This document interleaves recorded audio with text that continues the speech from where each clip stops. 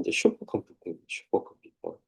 여러분들이 뭐 보통 뭐 인터넷 어디 뭐 돌아다니다가 슈퍼컴퓨터 뭐 이런 거 들어봤을 겁니다. 그죠? 뭐 퀀텀 컴퓨팅, 컴퓨팅을 이용해서 슈퍼컴퓨터를 만든다. 뭐 이런 식으로 이제 뭐 얘기도 있고 막 그런 기사도 있고 하잖아요.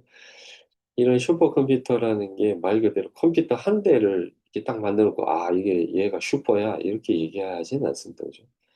왜냐하면 말 그대로 슈퍼라고 하는 거는 이제 굉장히 대규모 연산을 갖다가 짧은 시간에 처리해야 되는 그런 형태이기 때문에 컴퓨터 뭐 CPU 하나 넣어놓고 이거 서버에서 다 계산한다. 그건 말이 안 되는 거죠. 그죠?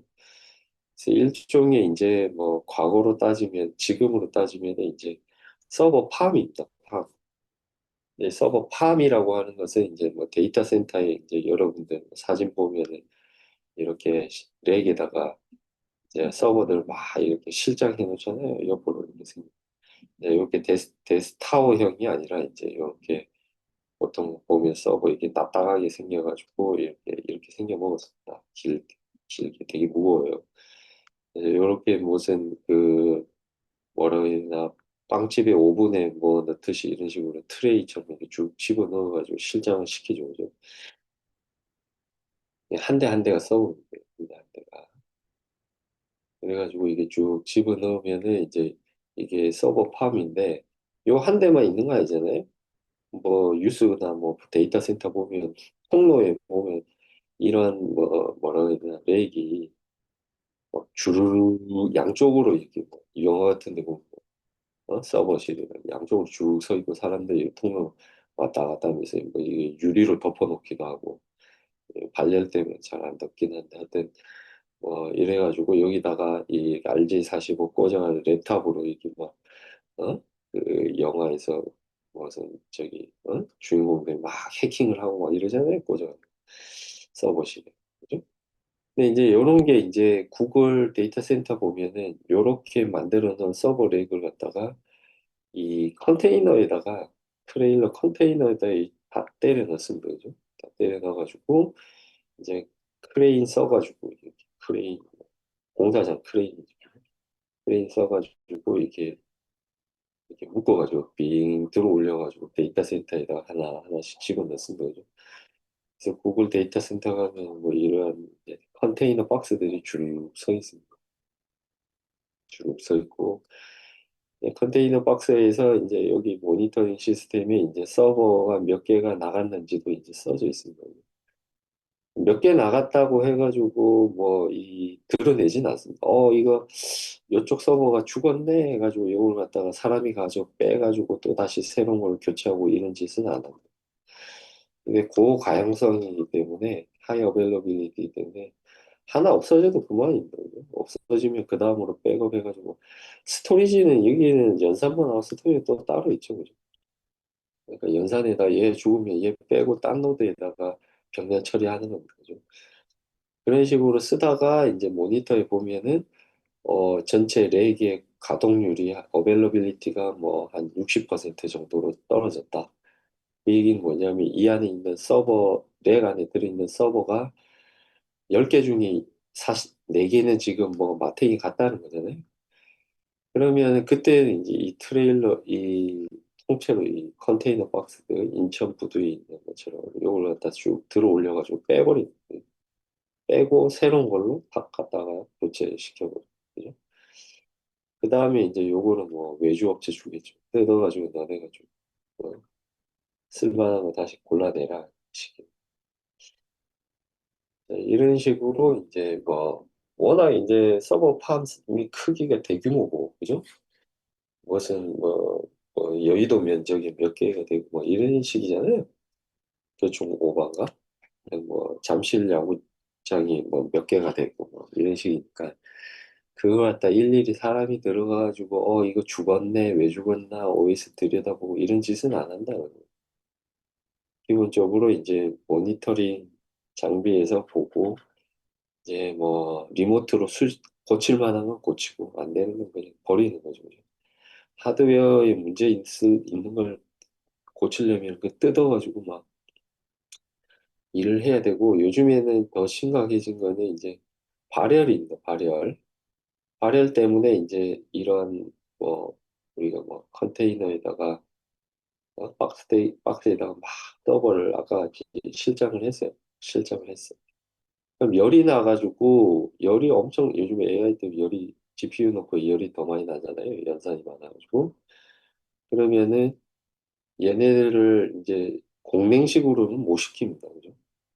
물로 식혀야 되는데 물로 이제 옛날에는 팬에다가 이게 라디에이터처럼 쭉 물로 이렇게 해가지고 발열이 오면 여기다가 바람 확 불거나 아니면 에어컨을 쐬어가지고 이제 떨어뜨리고 이러는데 그게 이제 에너지 효율이 엄청 낮아요.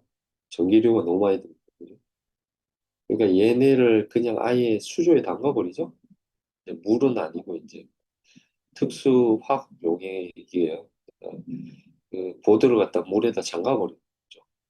그러면 이제 그 물을 통해 가지고 이제 그 전체 물을 이렇게 로테이션 시키면서 뭐 어디 독일인가 뭐 어디 여기 이 물 가지고 데워진 물로 수영장에다가 물을 대서 쓴다고 하더라고. 그래서 그 벤처가 하나가 있는데 수영장이 이렇게 있어요. 위에 건물에 수영장이 있고 그 수영장 밑에다가 이제 데이터 센터를 이렇게 만드는 거죠. 만들면은 얘네들이 뜨거우니까 이거 이제 위로 올려가지고 수영장 물을 데피고 다시 또 내리고 뭐 이런 식으로 그 벤처예요. 그러더라고요. 그러다 보니까 이제 이게 물에 담겨져 있잖아요. 그죠? 정확하게 물은 아니고 화학 용액이 담겨져 있는데 그러다 보면 일일이 이걸 갖다가 하드웨어 고장 났다고 손 넣어가지고 빼고 이런 건 이제 더 이상 더 힘들어지는 거죠, 앞으로. 그래서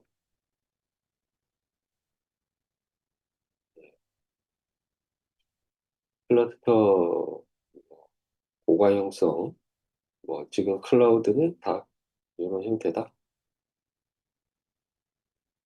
아, 확장성.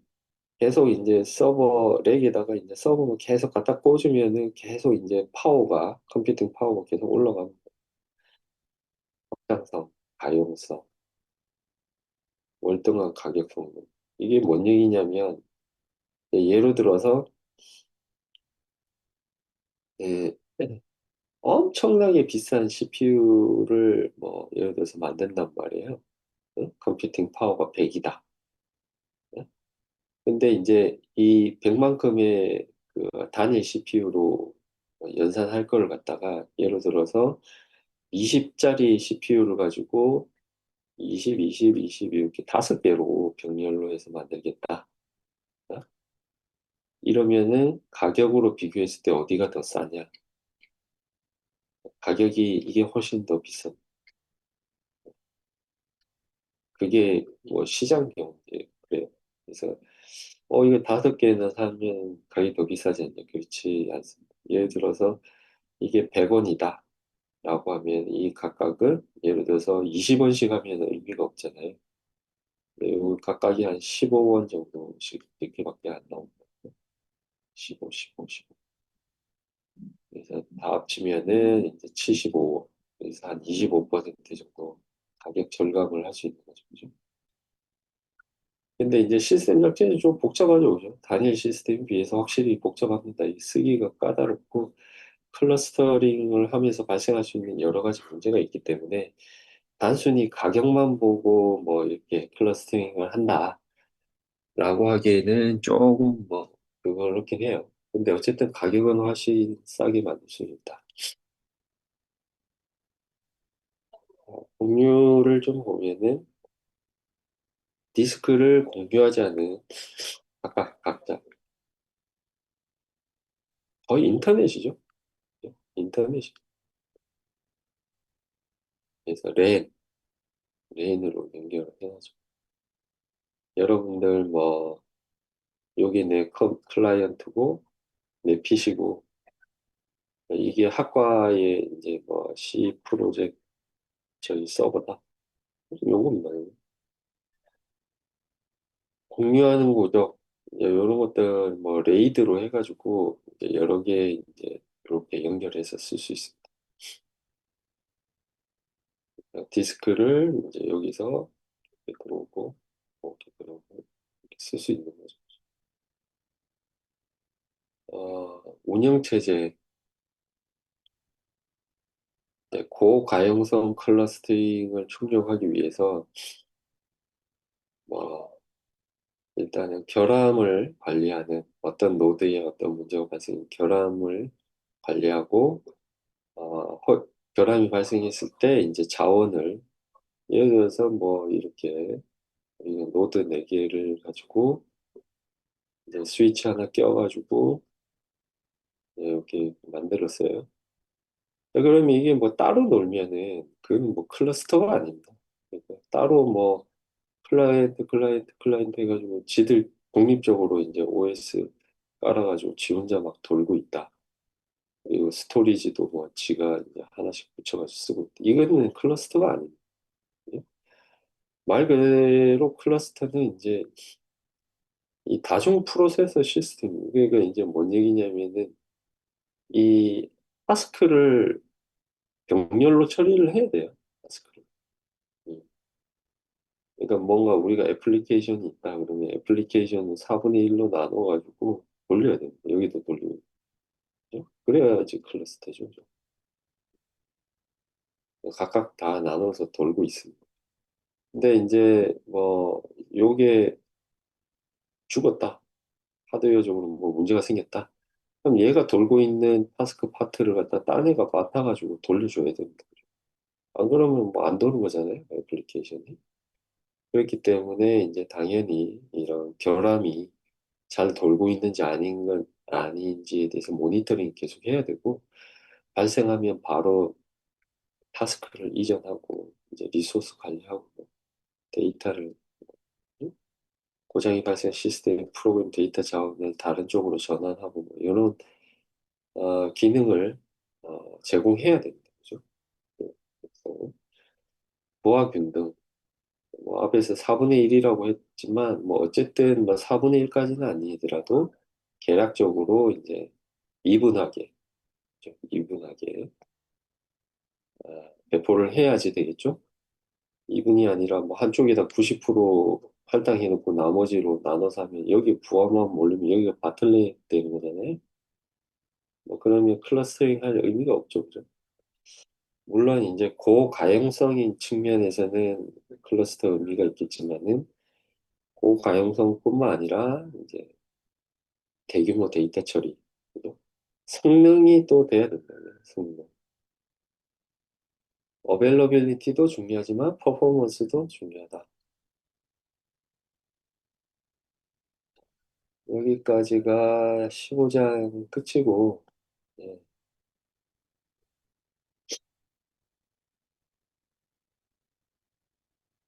시험 범위입니다. 그래서 시험은 이미 이제 공지를 했고요.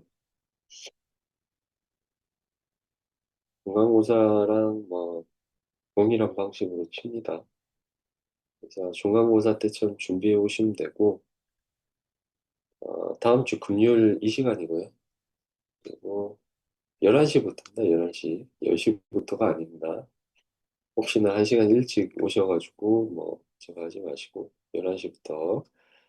배치는 첨부 보시면은 확인해가지고, 그 맞춰가 잘 오시기 바라고요. 범위는 중간고사 이후부터입니다. 어, 이게 그 출결 관련해가지고도 제가 공지를 올려놨는데, 출결을 아마 조교가 체크를 하고 있을 거예요. 그리고 그 기말고사 이후에 한번 최종 성적 산출 전에, 바로 전이나 아니면은 어떤 기말고사 끝나고 뭐 하루 이틀 상간에 얼마 있다가 사이버 캠퍼스를 통해 가지고 최종 출결을 올릴 겁니다. 엑셀로. 그냥 그거 보시고 문제가 있으면은 조교한테 그 수정 반영 요청하시고요.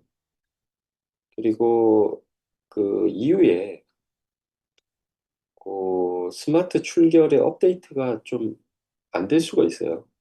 그 조교가 업데이트한 과정에 빼먹을 수도 있습니다.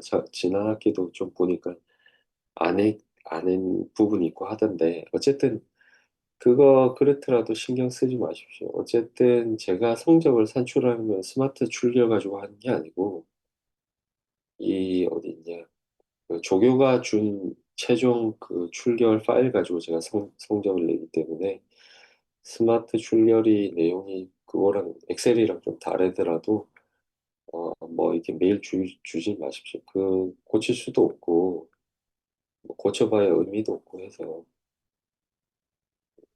여하튼 신경 쓰지 않아도 됩니다. 그리고 성적은 이미 이제 여러분도 잘 아시겠지만 어, 뭐 우리가 출석이 거의 10%밖에 안 들어가잖아요. 대부분 이제 뭐 중간고사랑 이제 그 기말고사가 70%인가 죠 레포트 20, 뭐 이렇게 돼 있어서 어, 기말고사에 좀 더 신경 써주시면 좋을 것 같고요. 자, 그리고 남은 시간에 마지막 숙제 어, 한 두세 분 발표 좀 들어보고 마치도록 하겠습니다. 잠시만요. 제가 지원자 확인을 좀.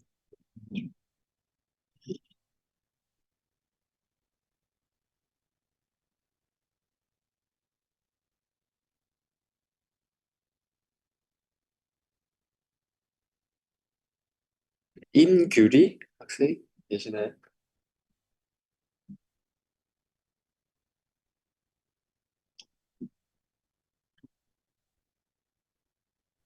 네, 임규리 학생 있나요? 네, 있습니다. 아, 예. 그 발표 좀 해주실래요? 네, 잠시만요.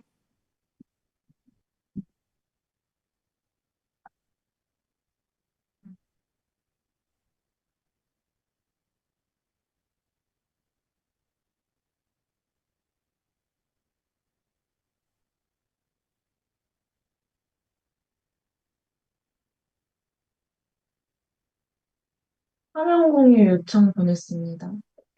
예, 예. 잠시만요.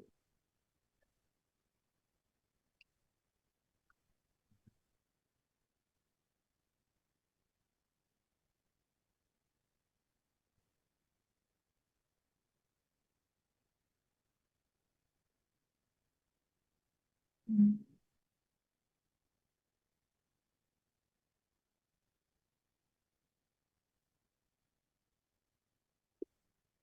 네, 발표 시작하겠습니다. 오, 안녕하세요. 최신 아이오 및 버스 기술 발표를 하게 된 컴퓨터공학과 임규림입니다. 지금까지 컴퓨팅의 주인공이 CPU와 GPU였다면, 이제는 제3의 프로세서, DPU와 스마트닉에 대해서 발표하겠습니다. 이번 시간에 저는 이들의 동작 방식과 장단점 등 주요 특징들을 소개드리겠습니다.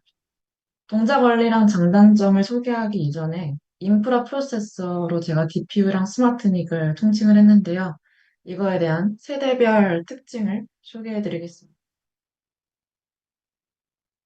우선 1세대 일반 NIC는 단순히 데이터를 주고받는 통로였습니다. 패키지 오면은 메인 CPU를 끼워서 전달받는 거를 이제 던져주는 방식이었는데요. 이 과정에서 CPU가 하던 일을 멈춰야 하는 인터럽트 오버헤드가 발생했었습니다. 그래서 나온 2세대의 스마트닉은 랜카드 안에 전용 칩을 넣어서 암호와 같은 복잡한 연산 일부를 직접 가속하기 시작했습니다. 그리고 현재 3세대 DPU에 이르러서는 랜카드 안에 독립적인 CPU랑 OS가 탑재되었습니다. 이제는 네트워크를 넘어서 스토리지와 가상화 제어까지 통째로 오프로드, 즉 대신 처리해주는 단계에 왔습니다. 이 사진은 일반 닉이랑 스마트 닉을 비교한 사진인데요. 일반 닉을 보시면은 호스트 CPU에 보안, 저장, 네트워킹에서 부하가 있는 반면에 스마트 닉 같은 경우에는 본인이 이제 처리를 하면서 CPU의 부하가 줄어드는 것을 볼 수 있습니다. 앞서 이 PPT에서 2세대의 FPGA랑 ASIC이라는 단어가 나오는데요. 요거는 핵심 헤드웨어 제조 방식 두 가지입니다. FPGA 같은 경우에는 간단히 설명해서 현장에서 프로그래밍이 가능한 반도체라고 보면 되는데요. 레고 블록처럼 소프트웨어 코딩만으로 회로를 언제든지 바꿀 수 있어서 유연성이 매우 높습니다. 반면에 ASIC은 어떠한 특정 목적을 위해서 회로를 아예 부정시켜서 찍어낸 완제품이라고 보면 되고요. 수정은 불가능하지만 전력을 적게 쓰면서 전기 신호의 속도로 연산하는 유선 속도 처리가 가능해 대량 생산에 유리한 특징이 있습니다. 스마트닉이랑 DPU를 단적으로 비교한 표입니다. 둘을 구분하는 핵심 키워드는 독립성이라고 볼 수 있는데요. 스마트닉이 계산기 기능이 추가된 똑똑한 도구로 보면은 DPU는 그 자체로 리눅스 OS가 돌아가는 미니 서버로 볼 수 있습니다. 이 DPU는 전력 효율이 뛰어난 ARM 아키텍처를 사용하는데요. ARM은 여기 밑에도 써 있는데 영국 회사 이름으로 이제 실물 반도체 칩을 생산하진 않지만 반도체의 뼈대가 되는 명령어 세트와 CPU 도면을 개발해서 다른 회사에 판매하는 그런 회사입니다. DPU의 내부를 보면은 왜 미니 서버라고 제가 말을 했는지 알 수 있는데요. 이 그림에서 프로그래머브 어셀러레이터 밑에 옆에 연두색 블럭이 있는데 여기서 이제 암호화 압축을 초고속으로 처리하고 이 CPU에서 전체 시스템을 지능적으로 제어합니다. 그래서 NVMe라는 용어가 나오는데요. 이는 초고속 SSD 성능을 100%로 쓰기 위해 만든 통신 규격입니다. DPU는 이 NVMe라는 기술을 활용해서 멀리 떨어진 저장소를 마치 제 컴퓨터에 꽂힌 SSD인 것처럼 속여서 연결해주는 스토리지 기상화를 수행해줍니다. 네, 이 핵심 부품들입니다. 앞에서 보여드렸던 사진을 다시 가지고 왔는데요. 이 동작 원리의 핵심은 결국에 오프로딩이고요. 기존에서 네트워크 패킷이 들어오면은 메인 CPU가 앞서 설명드린 것처럼 CPU가 잡무를 처리하느라 부하가 심했지만 DPU가 도입되면서 중간에서 패킷을 가로채서 직접 처리합니다. 특히 ROC 기술을 사용하면은 CPU를 아예 거치지 않고 데이터를 메모리에 직접 꽂아버리는 RDMA 통시가 가능해집니다. 이를 통해서 CPU는 오직 본연의 연산에만 100% 집중할 수 있게 됩니다. 네, 장점도 많이 설명을 해놨는데 간단히 말씀드리면은 CPU의 성능을 DPU는 30% 정도 회수해서 부하를 줄일 수 있고 메인 서버가 뚫려도 DPU가 네트워크를 통제하므로 보안성이 비약적으로 향상됩니다. 물론 단점도 있는데요. 단순 랜카드보다 훨씬 비싸고 전력도 많이 소모됩니다. 또한 엔지니어가 전용 소프트웨어 키트로 복잡한 프로그래밍을 해야 된다는 숙련도의 문제도 존재합니다. 적용 사례 말씀드리고 끝내보겠습니다. 네, 엔비디아의 블루필드 DPU는 수만 개의 GPU가 연결된 AI 데이터 센터에서 데이터 병목을 해결하는 필수품으로 활용되고 있고요. AWS의 니트로 시스템은 클라우드 시장을 지배하는 1등 공신으로 꼽히고 있습니다. 결론적으로 DPU와 스마트닉은 단순한 I/O 장치를 넘어서 현대 인프라의 핵심인 데이터 처리 전문 프로세서로 자리 잡고 있습니다. 이상으로 발표 마치겠습니다. 감사합니다.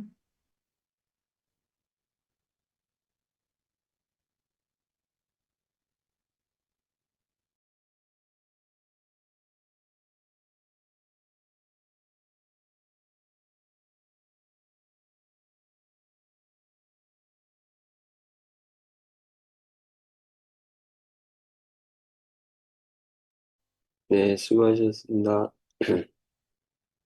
김가연 학생? 네, 네, 좀 발표 가능하신가요? 네, 가능합니다. 예.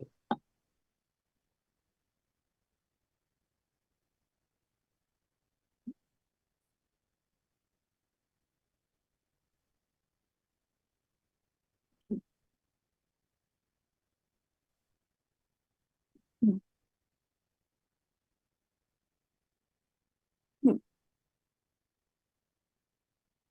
어, 네, 안녕하세요. 이번에 USB 4 버전 2와 그리고 썬더볼트 5에 대해 발표할 2호학번 김가연입니다.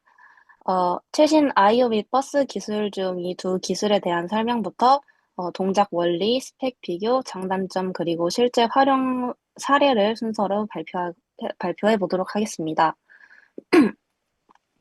먼저 이 두 기술이 무엇인지 정의해 보도록 하겠습니다. USB4 버전 2와 썬더볼트 5는 데이터 전송, 화면 출력, 전력 공급 이 세 가지를 단 하나의 어, 케이블로 현존하는 가장 빠른 속도로 처리하는 차세대 인터페이스입니다. 두 기술은 같은 기반 아키텍처를 공유합니다. USB4 버전 2는 USB-IF가 제정한 범용 표준이고, 썬더볼트 5는 인텔이 그 안에서 PCLE 64 G, 64Gbps 대역폭 부스트 DP2.1 지원을 필수 요건으로 규정하고 별도 인증 프로그램으로 관리하는 인텔 독자 브랜드 규격입니다. 여기서 USB-IF에 대해 간단히 소개해드리자면 USB Implementers Forum의 약자로 USB 규격을 표준화하고 인증을 관리하는 국제 비영리 컨소시엄입니다. 인텔, 애플, 마이크로소프트 등 주요 IT 기업들이 회원사로 참여하고 있습니다. 그렇다면 이 기술들이 왜 최신 아이오 및 버스 기술인가에 대해서 말씀드리겠습니다. 우선 아이오 관점에서 보았을 때 과거에는 모니터 연결에 HDMI나 디스플레이 포트, 그리고 인터넷에 랜 포트, 마우스, 키보드에 USB-A 전원에 DC 잭이 각각 따로 존재했습니다. USB4 버전 2와 썬더볼트 5는 이 모든 기능을 하나의 프로토콜과 단일 타입C 포트로 통합했습니다. 버스의 관점에서는 컴퓨터 내부의 핵심 버스인 PCLE를 PCLE 터널링 기술로 케이블 밖으로 연장합니다. 그 결과 외장 GPU나 외장 SSD를 컴퓨터 밖에 연결해도 메인보드에 직접 꽂은 것처럼 동작하게 됩니다. 다음으로 이 기술들이 왜 등장하게 되었는지에 대한 배경을 살펴보도록 하겠습니다. 현대 컴퓨팅 환경은 4K 그리고 8K 디스플레이 대용량 미디어 작업, 실시간 AI 연산 등으로 인해 막대한 데이터 대역폭을 요구하게 되었습니다. 그러나 이전 세대인 USB4 버전 1과 썬더볼트 4는 최대 40Gbps 대역폭에 머물러 있었고, 다중 고해상도 모니터와 초고속 외장 SSD를 동시에 구동하는 데 병복이 발생하기 시작했습니다. 이러한 한계를 돌파하기 위해 2022년 말 USB-IF가 USB4 버전 2.0을 그리고 2023년 인텔이 썬더볼트 5를 발표하면서 아이오 기술은 초고속 전송 시대를 맞이하게 됩니다. 두 기술은 모두 USB Type-C 커넥터를 물리적으로 그대로 활용해서 이전 세대 장치와의 호환성도 유지합니다. 이제 핵심 동작 원리를 살펴보도록 하겠습니다. 첫 번째는 PAM3 신호 인코딩입니다. 기존 USB 인터페이스는 NRG, 즉 Non Return to Zero 방식으로 클럭 사이클당 0 또는 1, 딱 한 비트씩만 전송했습니다. USB4 버전 2와 썬더볼트 5는 여기서 PAM3 인코딩을 도입했습니다. PAM3는 -1, 0, +1 세 단계의 전압 레벨을 사용해서 한 사이클에 약 1.58비트의 데이터를 전송할 수 있습니다. 다시 말해 이론적으로 한 번의 클럭 사이클에 기존의 1.58배 정보를 실어 보낼 수 있게 된 것입니다. 결과적으로 주파수를 크게 높이지 않고도 같은 물리적인 타입C 커넥터 형태를 유지하면서 전송 대역폭을 두 배로 확장할 수 있었습니다. 다만 풀 속도를 내려면 USB4 버전 2 또는 TB5 인증을 받은 신규 케이블이 반드시 필요합니다.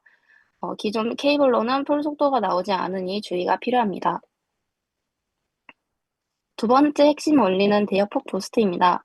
기본적으로 이 기술들은 4개의 레인을 각 방향에 2개씩 균등하게 할당해서 상향, 하향 각각 80Gbps, 즉 양방향 촉 160Gbps의 대칭 전송을 제공합니다. 그러나 고해상도 영상 출력처럼 특정 방향으로 트래픽이 폭발적으로 늘어나는 상황이 발생하면 대역폭 부스트 모드를 작동해서 4개의 레인 중 3개를 하향 방향으로 집중시켜 다운스트림 대역폭을 확보하고 나머지 1개의 레인은 업스트림으로 유지합니다. 즉 물리적 레인의 통신 방향 자체를 상황에 따라 동적으로 재구성하는 지능적인 대역폭 관리 기능입니다. 이는 특히 썬더볼트 5에서 필수 지원 항목으로 자리 잡고 있습니다. 두 기술의 주요 스펙을 비교 정리해 보도록 하겠습니다. 기본 대역폭은 양쪽 모두 각 방향 80 Gbps, 양방향 총 160 Gbps로 동일합니다. 최대 대역폭의 경우 USB4 버전 2는 120을 선택적으로 지원하는 반면 썬더볼트 5는 이를 필수로 지원해야 합니다. 또 PCLE 터널링 대역폭을 보면 차이가 더욱 명확해집니다. USB4 버전 2는 32Gbps가 권장사항이지만 썬더볼트 5는 64가 최소 필수 요건입니다. 이는 이 GPU 같은 고성능 외장 장치 연결 시 체감 성능 차이로 직결됩니다. 전력 공급은 USB PD 3.1 버전으로 양쪽 모두 최대를 지원하며 썬더볼트 5는 이를 필수 준수 항목으로 규정하고 있습니다. 마지막으로 디스플레이 포트 지원입니다. USB 버전 2는 DP 2.0을 선택적으로 지원하지만 썬더볼트 5는 DP 2.1 UHBR20을 필수 지원합니다. 이 덕분에 극고해상도 디스플레이 구동도 가능합니다. 각각의 장점과 단점을 살펴보도록 하겠습니다. 먼저 주요 장점으로는 단일 케이블로 데이터, 영상 전원을 모두 통합할 수 있습니다. 노트북 주변 환경의 케이블 정리가 획기적으로 간소화될 수 있습니다.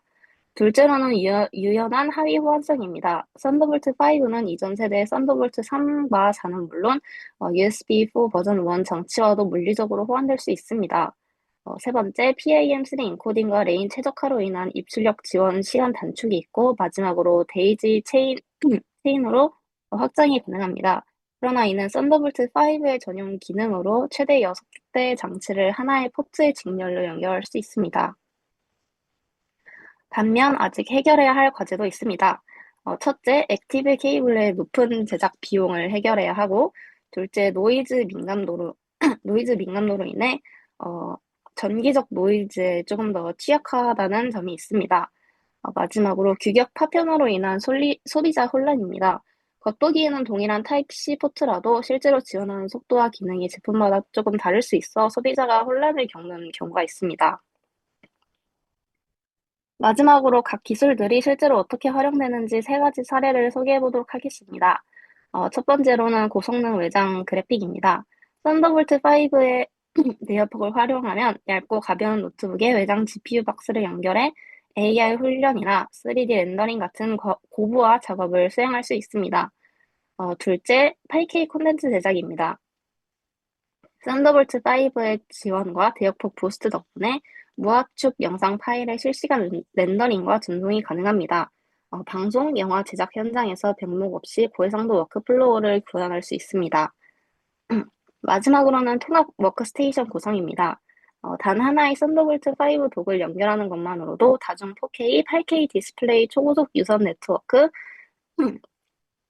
고속 NVMe 스토리지를 동시에 연결하고 여기에 최대 240W의 전원 공급까지 한 번에 해결하는 통합 업무 환경을 구축할 수 있습니다. 정리하겠습니다. USB4 버전 2와 썬더볼트 5는 PAM3 신호 인코딩과 동적 레인 재구성이라는 두 가지 핵심 기술을 통해 기존 타입C 포트 형태를 유지하면서 대역폭을 2배 이상 끌어올린 차세대 I/O 인터페이스입니다. 단순히 빠른 케이블만이 아니라 컴퓨터 내부 버스를 외부로 확장하는 버스 기술로서의 의미도 함께 가지고 있습니다. 이상으로 발표를 마치겠습니다. 감사합니다. 네, 수고하셨습니다. 다음에 김여원 학생 네, 발표 가능한가요? 네, 가능합니다. 예.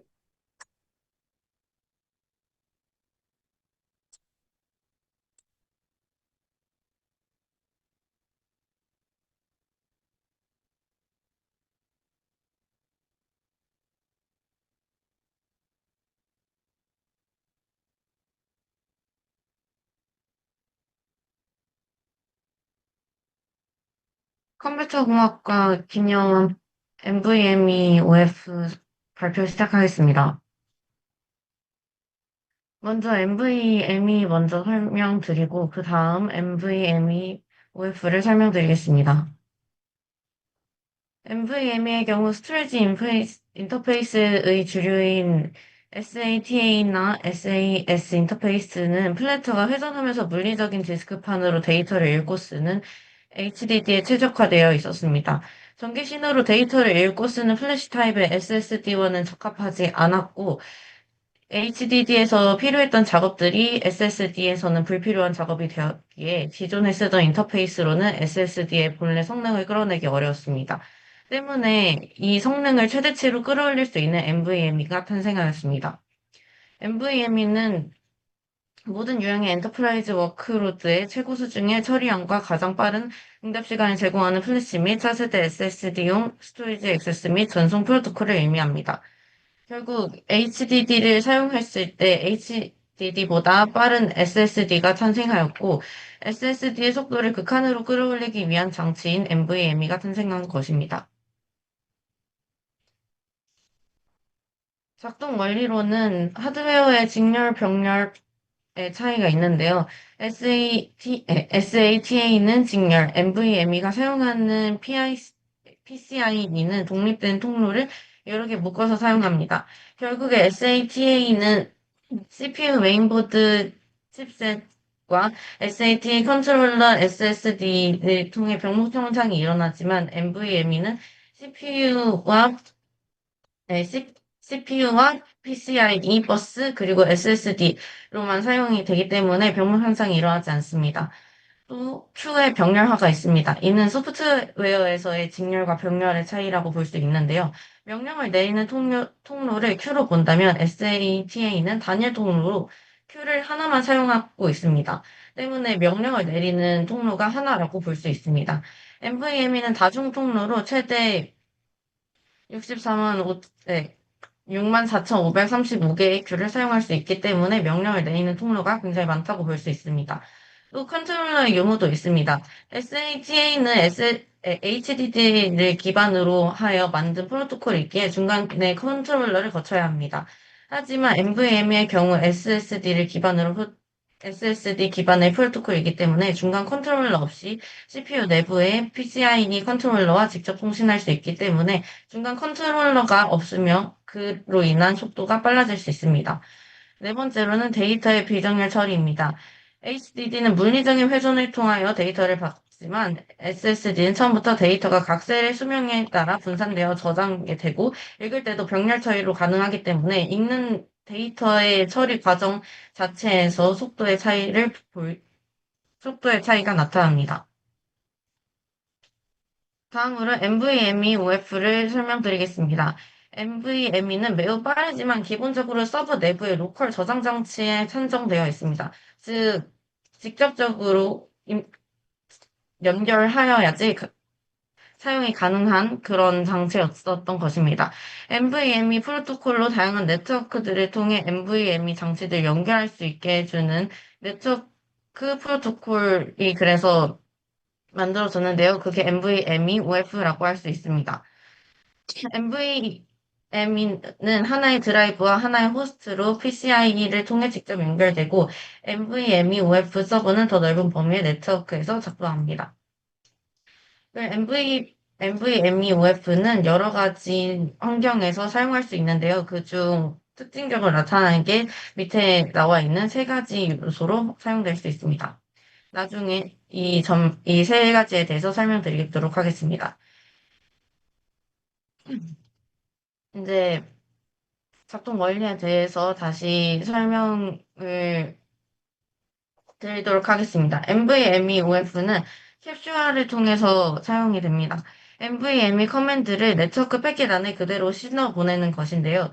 기존의 NVMe의 경우 네트워크용 프로토콜로 변환하여 그 저장 장치를 이동하고 다시 변환하는 방식을 통해서 사용이 되었지만 NVMe OF는 NVMe 명령어를 거의 그대로 유지하여 통로만 네트워크로 바꾸어 사용하는 구조입니다.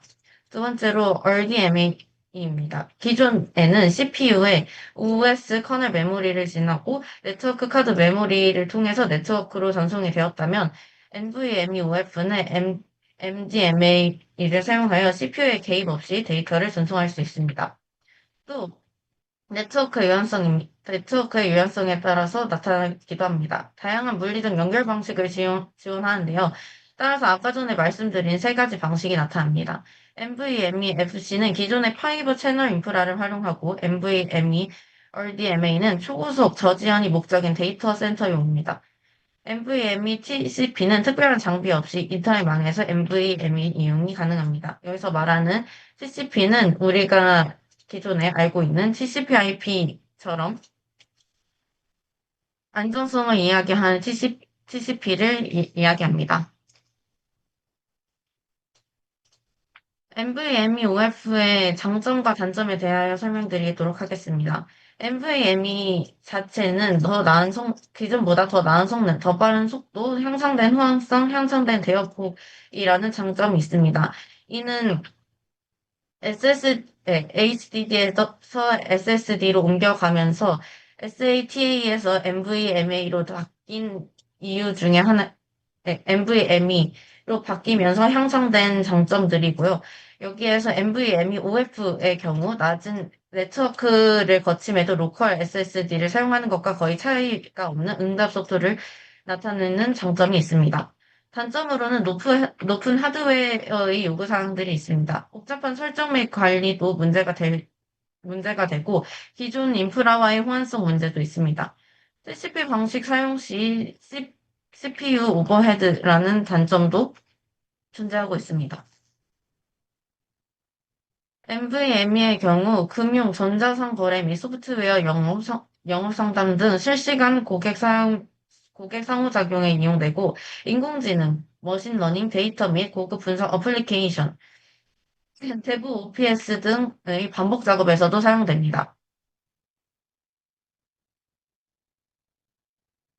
결국 조사하면서 느낀 점은 자료를 조사하는 과정에서 컴퓨터 부품이나 판매 사이트를 통해서도 관련 자료들을 참고하였는데요.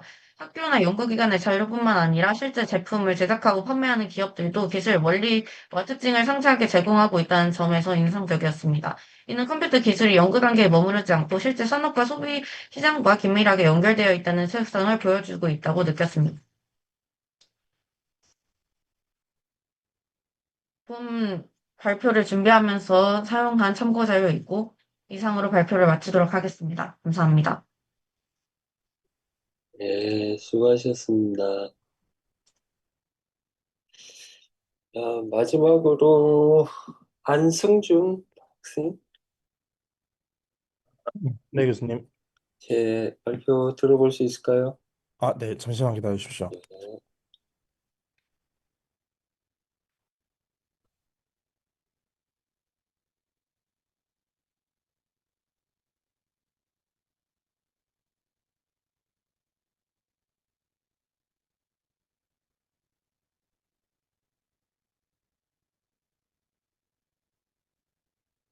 이거 파워포인트가 갑자기 업데이트 중이라 조금 걸릴 것 같습니다.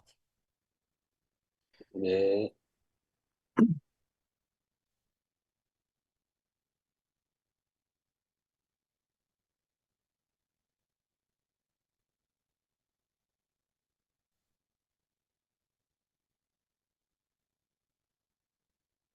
혹시 시험 관련해가지고 질문 있으신 분들은 채팅창에 질문 올려주시면 제가 답변하도록 하겠습니다.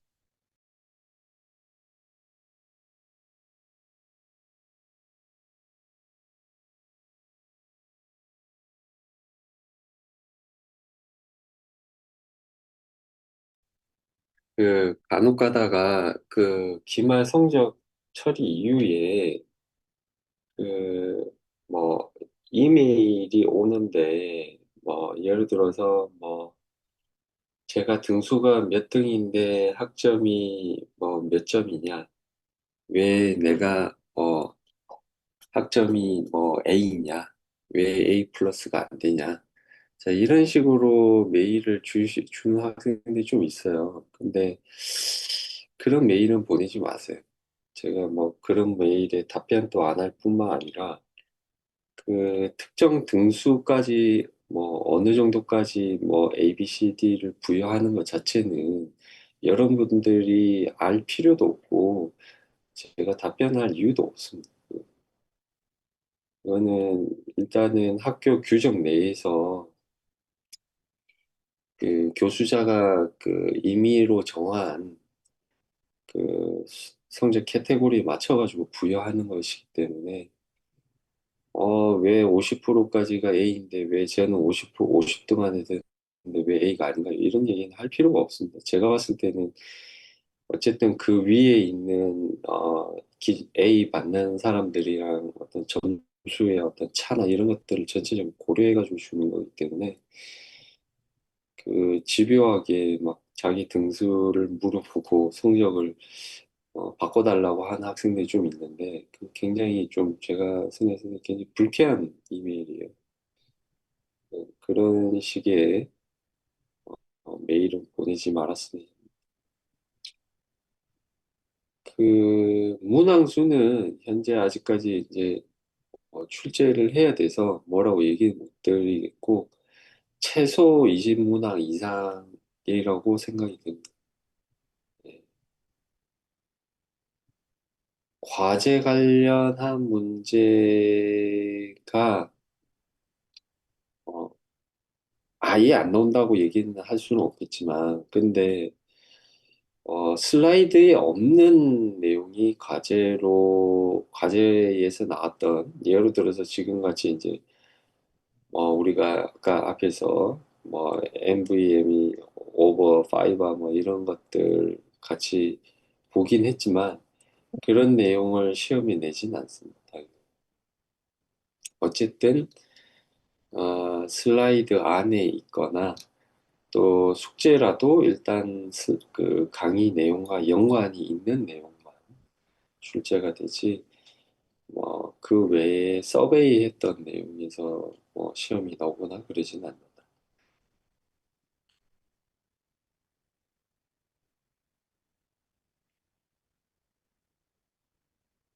아, 네. 혹시 화면 잘 보이나요? 네네. 아, 네. 발표 시작하겠습니다. 안녕하십니까. UCI에 대해 발표할 안승준입니다. UCI는 Universal Chiplet Interconnect Express의 약자로 하나의 반도체 패키지 안에 있는 여러 칩렛을 연결하기, 죄송합니다. 다시 하겠습니다.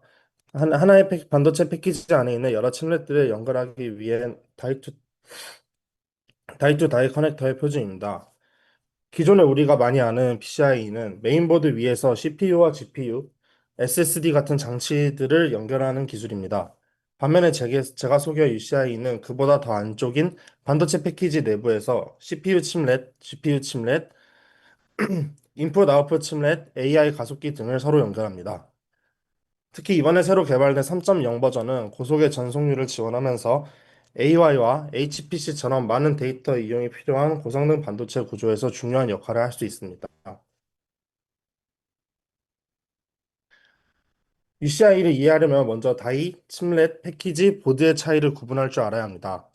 다이는 실제 회로가 새겨진 실리콘 조각이고, 칩렛은 특정 기능을 맡도록 분리한 작은 다이입니다. 패키지는 이런 다이나 칩렛을 담고 외부와 연결할 수 있게 만든 물리적 단위입니다. 우리가 CPU라고 부르는 제 부품은 실제로 CPU 패키지라고 볼 수 있습니다. 보드는 그보다 큰 단위로 회로판을 의미합니다. 여기서 중요한 점은 UCI가 보드 위의 장치들을 연결하는 기술이 아니라 이 패키지 내부의 칩렛들을 서로 연결하는 기술이라는 것입니다. 그래서 UCI는 보드 레벨의 I/O가 아니라 패키지 레벨에서의 다이 투 다이 커넥션이다 라고 정리할 수 있습니다. 이제 기존의 칩은 모노리틱 칩이라고 하며 CPU, 캐시, I/O 회로 같은 기능들을 하나의 큰 실리콘 다이 안에 넣는 방식이었습니다. 이 방식은 구조가 단순하다는 장점이 있지만 고성능 반도체가 점점 커지면서 문제가 생깁니다.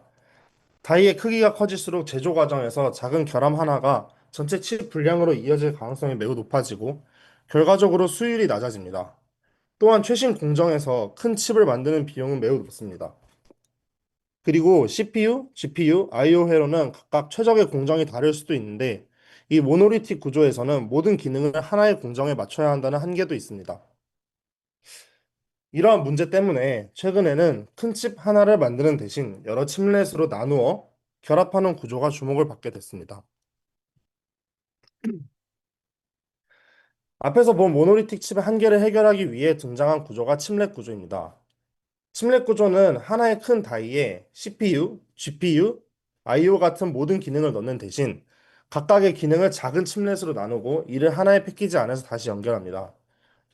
이 방식의 장점은 기능별로 반도체 공정을 다르게 선택할 수 있다는 점입니다.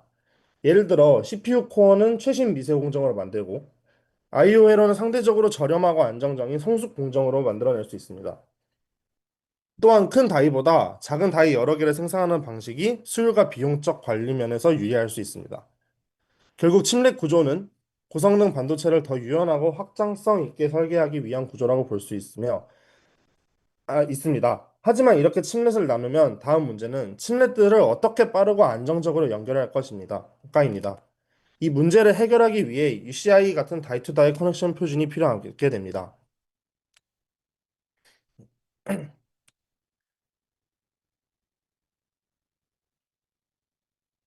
칩렛 구조는 큰 칩 하나를 어, 잠시만, 죄송합니다.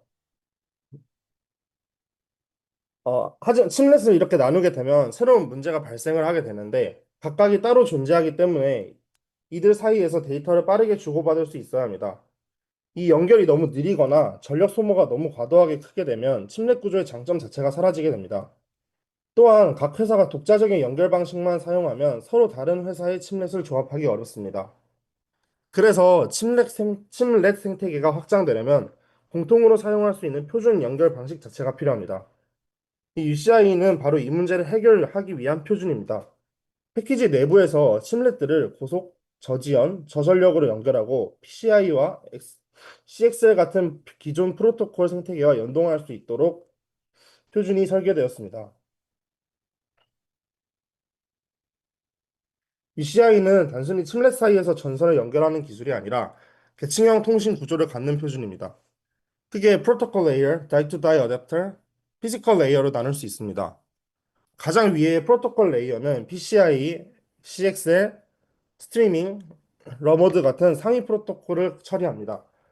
즉 CPU 칩렛과 GPU 칩렛 또는 I/O 칩렛이 어떤 방식으로 데이터를 주고받을지 결정해주는 계층입니다.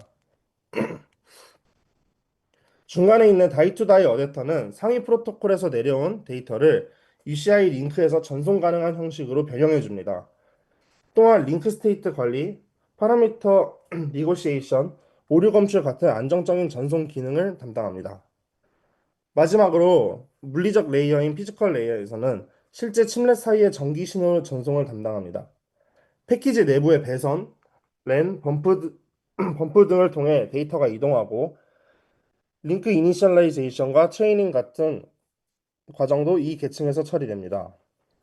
정리하자면 UCI는 상위 프로토콜 데이터를 다이-투-다이 어댑터에서 전송 형식으로 변환한 뒤 물리적 계층에서 실제 전기 신호로 칩렛 사이로에 전달하는 구조입니다. 이 UCI 3.0의 가장 큰 변화는 전송률 향상입니다. UCI 2.0이 매우 느린 수준의 속도였다면 이번 3.0은 2배, 약 3배 정도의 속도를 지원합니다. 즉 최대 전송률 기준으로 3배 향상되었고 이는 AI나 HPC처럼 칩렛 사이에 대량의 데이터 이동이 필요한 구조에 중요합니다.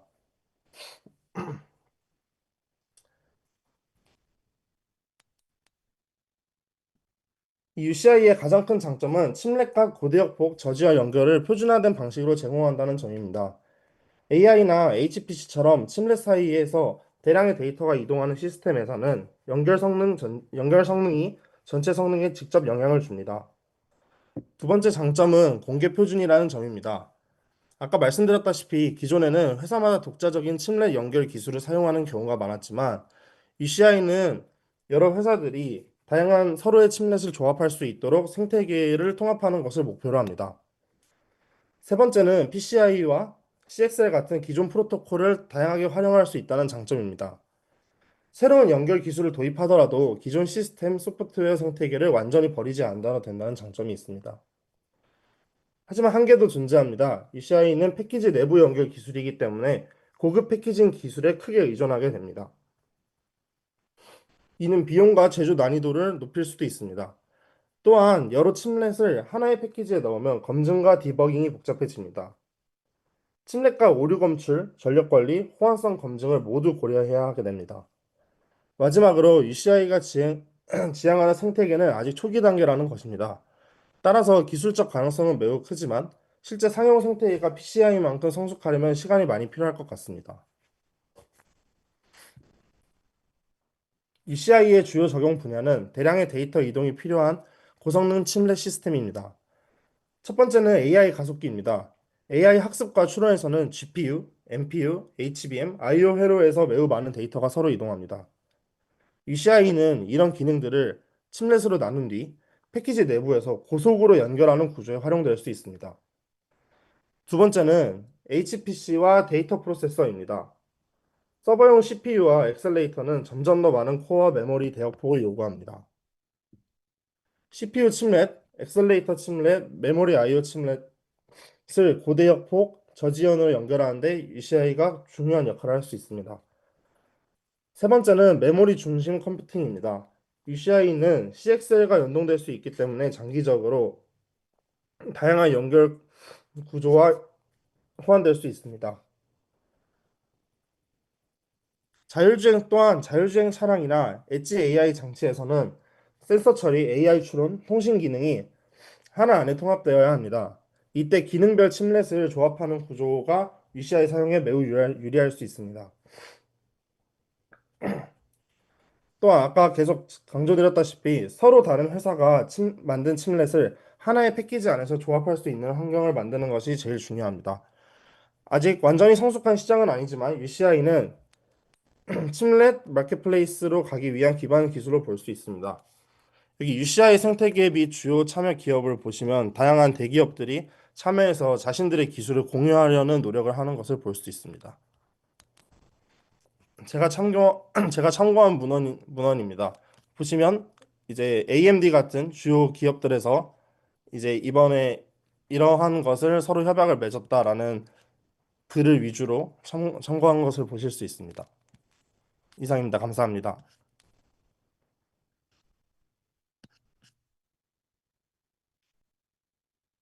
예, 수고하셨습니다. 어, 오늘 수업 이것으로 마치도록 하고요. 질문 더 없으신 것 같은데, 예, 한 학기 수고 많이 하셨고, 다음 주 금요일, 시험 준비 잘 하셔서, 어, 오시기 바랍니다. 예, 수고하셨습니다.